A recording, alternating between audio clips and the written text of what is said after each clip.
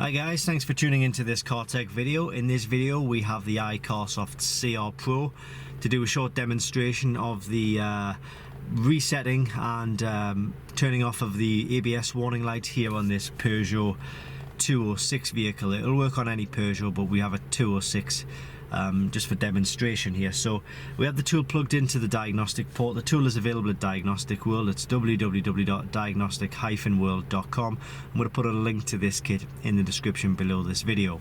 So we're going to select diagnostics and we're going to go through the motion of selecting our vehicle. So first of all, we need to find Peugeot. There she is, Peugeot. Select the top version, that'll be the latest software version. And then we select our specific vehicle, which is 206. Select manual, that's to manually select the system which you wish to diagnose. So in our case, we want to diagnose the ABS system active safety. So we're going to click on enter.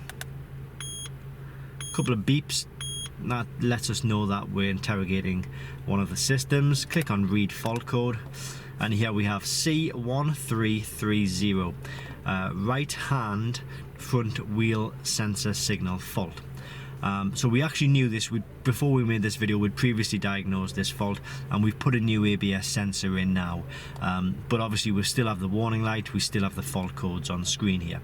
So what we are going to propose to do now is clear the fault codes, and that will tell the ECU that we have actually fixed the fault, and then hopefully we should see an end to the warning lights, the warning light and the fault codes on screen. So click on to clear fault memory.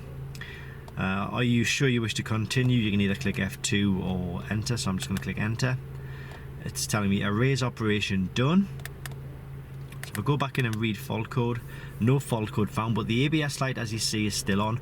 We need to back out of the ABS section of this tool, and then we should see an ABS light disappear. So keep an eye on the ABS light while I back out of this system.